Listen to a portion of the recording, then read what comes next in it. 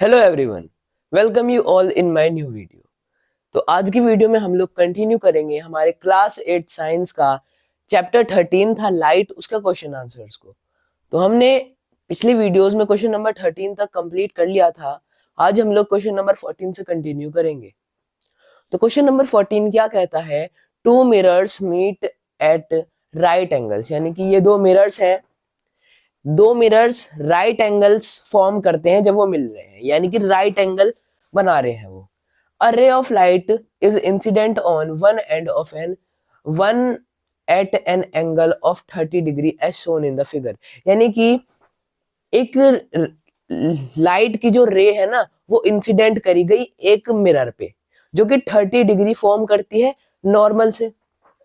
तो अब हमें क्या बताना है, draw the reflected ray from the second mirror. अब सेकंड मिरर की जो रिफ्लेक्टेड रे है हमें वो बतानी है। देखिए अब आप लोग क्या करेंगे, आपसे खाली क्या पूछा गया है, रिफ्लेक्टेड रे पूछा गया है। तो आप क्या करोगे, आंसर लिखोगे, ऐसे करके बनाओगे शीशा, ये ऐसे करके बनाओगे, ये यहाँ पर आपने ये नॉर्मल बना दी ऐसे करके, यहाँ पर आपने इंसिडेंट रे बना दी, ये 30 डिग्री लिख दिया। अभी आपने यहाँ से ये बना दी रिफ्लेक्टेड रे, ऐसे गई, और अब ये ऐसे चली गई। तो आपका आंसर कुछ इस टाइप का होगा। ये देखिए, ये जो आंसर है ना, ये हाफ राइट है, यानी कि ये पूरी तरह से सही नहीं है। आपके एग्जाम में नंबर बिल्कुल कटेंगे, क्योंकि आपको यहाँ पर एंगल भी तो शो करने होंगे, एंगल भी तो शो करोगे, वरना तो आप कहीं कहीं भी रिफ्लेक्टेड रे बना दो, वो ही हो गया आपका आंसर। ऐसे थोड़ी होता है, आपको प्रॉपर बताना होगा ना कैसे कैसे होगा। अब देखिएगा ध्यान से, हमारा इतना तो हमें पता है कि ये 30 डिग्री है, ये इतना हमारे पास आंसर आ गया, क्वेश्चन में ही दिया है। अब देखिए, अब हमें ये थी इंसिडेंट रे, ये है रिफ्लेक्टेड रे पहले मिरर की।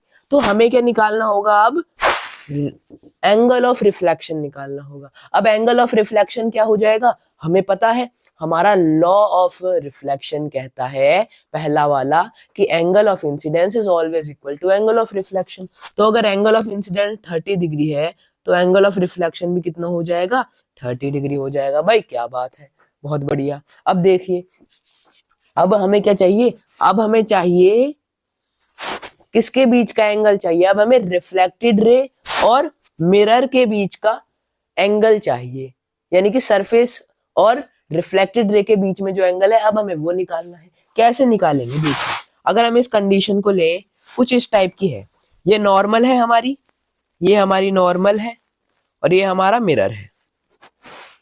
हम क्या देखते हैं, नॉर्मल जो है वो सरफेस से हमेशा 90 डिग्री पर रहती है, यानी कि ये यहाँ पर 90 डिग्री फॉर्म करेगी, यानी कि यहाँ पर क्या है, ये 90 डिग्री फॉर्म होगा। अब 90 डिग्री में से हम क्या देखते हैं, ये एक एंगल तो 30 डिग्री का है।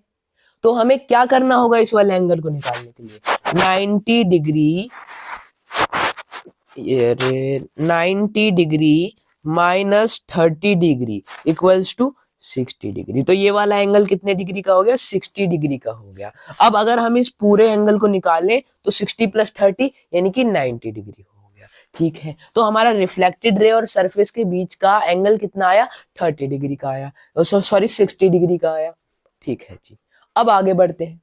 अब हम क्या देखते हैं, ये जो दो एंगल थे, ये जो दो मिरर्स थे, वो राइट एंगल पर मीट करते हैं, राइट एंगल पर मीट कर रहे हैं ना, तो ये जो उनका एंगल होगा ये भी तो 90 डिग्री का होगा। जी हाँ, बिल्कुल होगा, बिल्कुल सही बात कही। यार यार मिरर तो बना दे, ये मिरर ऐसे ऐसे ऐसे ऐसे ऐसे ऐसे ऐसे ऐसे ऐसे ऐसे ऐसे ऐसे ऐसे ऐसे ऐसे ऐसे, ये लीजिए, ये हमारा अब ये मिरर है। अब हम क्या देखते हैं, ये 90 डिग्री बना रहा है, ये 60 डिग्री का है। आप यहां पर कुछ देख रहे हैं, ये यहाँ पर ट्राइंगल फॉर्म हो रहा है। क्या फॉर्म हो रहा है, ट्राइंगल फॉर्म हो रहा है। हमने क्लास 7th में पढ़ा था, मैथ सब्जेक्ट में पढ़ा था हमने कि एंगल सम प्रॉपर्टी, एएसपी, ये आपने पढ़ा होगा। एएसपी में क्या होता है, ट्राइंगल के जो सारे एंगल है ना, वो मिलकर 180 डिग्री बनाते हैं। तो ये जो सभी एंगल होंगे, ये जो तीनों एंगल होंगे, ये मिलकर 180 डिग्री बनाएंगे। हमें दो एंगल पता है, ये वाला 60 डिग्री, ये वाला 90 डिग्री। ये वाला एंगल निकालने के लिए क्या करेंगे? जी हाँ, बिल्कुल सही कहा आपने, 60 degree plus 90 degree, 60 degree plus 90 degree plus, इसे हम क्या मानते हैं? चलिए x मानते हैं, इक्वल्स टू कितना होगा? 180 होगा। बिल्कुल सही। अब देखिए x इक्वल्स टू 60 प्लस 90 कितना हो जाएगा? 150 हो जाएगा। तो 180 माइनस 150 हो जाएगा, इक्वल्स टू कितना आ जाएगा? 30 डिग्री आ जाएगा। तो ये जो x थी, यानी कि तीसरा एंगल था, ये कितना आ गया हमारा? 30 डिग्री आ गया। क्या बात है भाई साहब। अब देखिए, हमें पता है ये वाला इस वाले मिरर के लिए ये हुई इंसिडेंट रे और ये हुई रिफ्लेक्टेड रे। इन दोनों के बीच में क्या होता है? हमेशा नॉर्मल होता है। ये नॉर्मल हो गया, ठीक है जी। अब क्या देखते हैं हम? नॉर्मल हमेशा राइट एंगल बनाता है ना, 90 डिग्री बनाता है, जिसमें से हमारे पास एक एंगल 30 डिग्री का है, तो दूसरा एंगल कितना हो जाएगा? बिल्कुल सही कहा, दूसरा एंगल हो जाएगा 60 डिग्री का। इन दोनों को मिला के हमें पता है 90 डिग्री हो जाएगा। अब देखिए हमें क्या बोलना, हमें अब क्या निकालना है? अब हमें एंगल ऑफ रिफ्लेक्शन निकालना है। Angle of incident is always equal to angle of reflection. तो ये भी कितना हो जाएगा? एंगल ऑफ इंसिडेंट की तरह ही 60 डिग्री हो जाएगा। हमें पता है अब ये वाला जो रिफ्लेक्टेड रे और सरफेस के बीच का एंगल कितना हो जाएगा? 90 minus 60 equals to 30 degree. So this is our complete answer. I hope आप सभी को इतना समझ में आया हो। ये देखिए, इतना है हमारा फाइनल आंसर। अब कभी भी क्वेश्चन में ऐसा सवाल आए तो आपको ऐसे ही लॉजिक लगाना है, सॉल्व करना है आपको कि भाई कैसे कैसे एंगल निकलेंगे और सही निकलने चाहिए। जैसा कि हमने यहाँ पर देखा, हमने तरह तरह से, यहाँ पर देखिए, ये हमने यहाँ पर 90 डिग्री लगाकर करा, यहाँ पर हमने एंगल सम प्रॉपर्टी लगाकर करा, यहाँ पर हमने एंगल ऑफ रिफ्लेक्शन ये सब लगाकर करा। तो देखिए ये वाला जो क्वेश्चन था ना, अच्छा क्वेश्चन था, ये डिफिकल्ट क्वेश्चन था, तो कोई बात नहीं, जब हम है तो किस बात की डिफिकल्टी। तो ये हमारा क्वेश्चन नंबर 14 सॉल्व हो चुका है। ऐसे ही पेपर में आपको करके आना होगा। तो आई होप आप सभी को समझ में आया हो। अब बढ़ते हैं नेक्स्ट क्वेश्चन की तरफ। तो हम देखते हैं हमारा क्वेश्चन नंबर 16 क्या कहता है। ये बोझो स्टैंड्स एट ए, बोझो जो है वो ए पर, एक पॉइंट है ए पर खड़ा है, just on the side of a plane mirror, एक प्लेन मिरर के बिल्कुल साइड में, यानी कि देखिए ये हमारा प्लेन मिरर है, उसकी बिल्कुल साइड में ए पॉइंट पर क्या है? बोझो खड़ा है, ठीक है, as shown in the figure. Can he see himself in the mirror, क्या वो अपने आप को मिरर में देख पाएगा? Also can he see the image of object situated at P Q and R, यानी कि ये पी क्यू और आर इन तीनों पॉइंट पर कुछ ऑब्जेक्ट रखे हुए हैं, तो क्या बोझो इन ऑब्जेक्ट्स को देख पाएगा? तो यहाँ पर दो क्वेश्चन पूछे गए। पहला सवाल क्या है कि क्या बोझो अपने आप को मिरर में देख पाएगा? भाई देखो, अब बोझो तो ऐसे, बोझो की आंखें तो इधर उधर ऐसे, मतलब एक आंख इस साइड जा रही है, एक आंख इस साइड जा रही है, ऐसे तो हो नहीं सकता। अब बोझो की इमेज क्या होनी चाहिए? बोझो की इमेज शीशे में दिखनी चाहिए। क्या वो दिख पाएगी? देखिए, अगर बोझो यहाँ मिरर में देखे तो जो रिफ्लेक्शन है ना, वो तो इस साइड पर जारी होगी, इसी साइड पर जारी होगी ना। लेकिन हम क्या देखते हैं भाई साहब, बोझो की साइड तो सीधी है, बोझो यहां पर देख सकता है, लेकिन यहां पर हम क्या देखते हैं?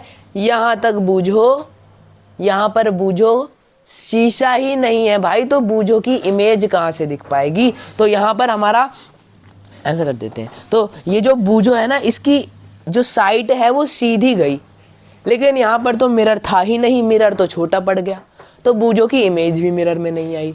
तो हमारा पहला आंसर, पहले वाले जो सवाल है इसमें, उसका आंसर क्या हो जाएगा? No, Boojho can't see himself in the mirror, in the mirror. अब क्या बोला गया? ये पी क्यू और आर पॉइंट पे जो ऑब्जेक्ट रखे हुए हैं, क्या बूझो इन्हें देख पाएगा? देखते हैं, देखिए भाई, ये जो पी है, पी पॉइंट पर जो ऑब्जेक्ट रखा है उसकी जो रिफ्लेक्शन है वो कुछ ऐसे आएगी।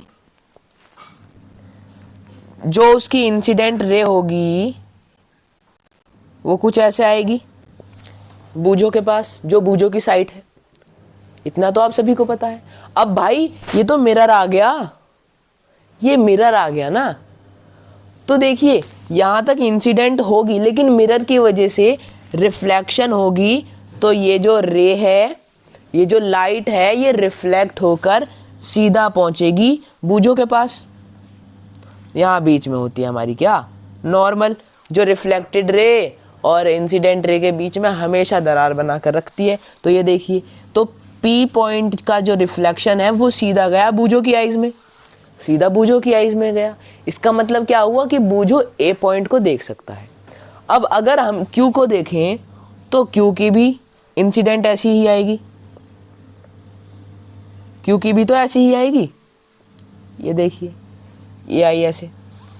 अब यहां पर क्या देखते हैं भाई, शीशा आ गया, तो क्या देखेंगे हम, रिफ्लेक्शन होगी और ये भी कहां पहुंची, सीधा बूझो के पास पहुंची रिफ्लेक्ट होके, सीधा बूझो के पास पहुंची है रिफ्लेक्ट होके। तो इसका मतलब क्या हुआ, इसका मतलब जाहिर है कि जो क्यू पॉइंट पर ऑब्जेक्ट है वो भी बूझो को मिरर में दिखेगा। अब आर को देखें तो, आर को देखे भाई, आर की साइड ना थोड़ी, अरे यार मिरर ना आर के पास है ही नहीं, जो मिरर है वो आर के पास है ही नहीं। अब आर तो ऐसे देख रहा है, आर के पास बेचारे के पास मिरर ही नहीं है, तो रिफ्लेक्शन होगी ही नहीं। रिफ्लेक्शन ना होने की वजह से बूझो आर को शीशे में नहीं देख पाएगा। तो यहां से हम क्या देखते हैं, जो बूझो है वो पी को देख पाएगा और क्यू को देख पाएगा, यानी कि बूझो ही लिखते हैं, he can see the objects situated on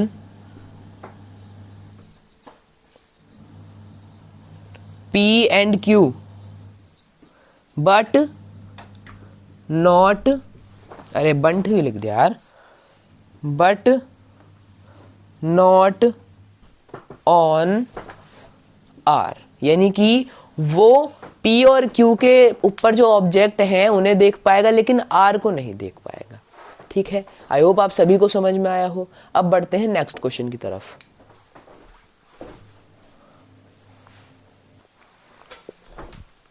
तो हम देखते हैं हमारा 17th क्वेश्चन, इसका A B C D 4 part है। पहला है find out the position of the image of an object situated at A in the plane mirror, यानी कि ये जो ए है ना, इसकी हमें क्या बतानी है, पोजीशन बतानी है। ये जो बी और, अरे यार ये बी और सी है, ये सी पॉइंट है। अब हमें पोजीशन बतानी है ए की, कि भाई ये कैसे कैसे देखेंगे इसे। देखिए सबसे पहली बात तो इस ये जो एक ये ऑब्जेक्ट है, इसकी जो इंसिडेंट होगी वो बिल्कुल सीधी जाएगी, सीधी जाएगी तो यहां पर आ जाएगी, ये ए होगा। समझ में आई इतनी बात। अब पोजीशन बतानी है ना हमें, ये हो गई हमारी पोजीशन। अब क्या देखते हैं, B can Paheli at B see this image. अब बी पॉइंट पे पहेली है, इस इमेज को वो देख सकती है क्या। देखिए अभी जो इंसिडेंस होगी ये सबसे पहले तो यहां पर होगी इंसिडेंस। अब हम क्या देखते हैं भाई, रिफ्लेक्शन भी तो कुछ होता है ना, तो रिफ्लेक्ट हो जाएगी ये इधर को, ये रिफ्लेक्ट हो जाएगी। तो यहां से हम क्या देखते हैं, पहेली को ए वाला ऑब्जेक्ट दिखेगा, पहेली को ए वाला ऑब्जेक्ट बहुत बढ़िया से क्लियरली दिखेगा। अब डी वाला पार्ट देखे, सी वाला part, can Boojho at see this image, क्या बूझो जो कि सी पॉइंट पे है इस इमेज को देख पाएगा। देखिए भाई बूझो का भी सेम हिसाब है, वो भी इसी ए को देखेगा। अब ये तो इंसिडेंस हुआ, रिफ्लेक्शन होगा तो ये कुछ इस टाइप से जाएगा, ए के पास चला गया, ए के पास चला गया, ये रही नॉर्मल। तो यहाँ पर बी भी क्या कर पा रहा है, बी भी ए को बड़ी ही क्लियरली देख पा रहा है। ठीक है, तो बी वाले का आंसर क्या हो जाएगा, पहेली देख पाएगी, यस बिल्कुल देख पाएगी। बूझो देख पाएगा, यस बिल्कुल देख पाएगा। डी वाला पार्ट देखें, when Paheli moves from B to C where does the image move. अगर ये पहेली बी से सी पहुंच जाए तो ये इमेज कहाँ पहुंचेगी। भाई देखिए, इमेज कोई हिल डुल थोड़ी रही है, बूझो भी देख पा रहा है, पहेली भी देख पा रही है। अगर बूझो पहेली की जगह पर आ जाए, पहेली बूझो की जगह पर आ जाए, उससे इमेज को थोड़ी कोई फर्क पड़ रहा है, बस एंगल ही तो बदल रहा है पहेली का उस इमेज को देखने का। तो यहां पर हम क्या लिखेंगे, नो द इमेज, नो नहीं लिखेंगे, सिंपल लिखेंगे the image will not move if पहेली moves from B to C। ठीक है, तो ये हो चुका है हमारा आंसर। तो इसी के साथ 17th क्वेश्चन भी खत्म, हमारे लाइट चैप्टर के क्वेश्चन आंसर हो चुके हैं फिनिश। तो ये थी हमारा लाइट चैप्टर। अगर आपको हमारी वीडियो पसंद आई हो तो वीडियो को लाइक करें, चैनल को सब्सक्राइब करें और ज़्यादा से ज़्यादा लोगों को शेयर करें। मैं मिलता हूँ आपको नेक्स्ट वीडियो में, तब तक के लिए बाय बाय एंड जय हिंद।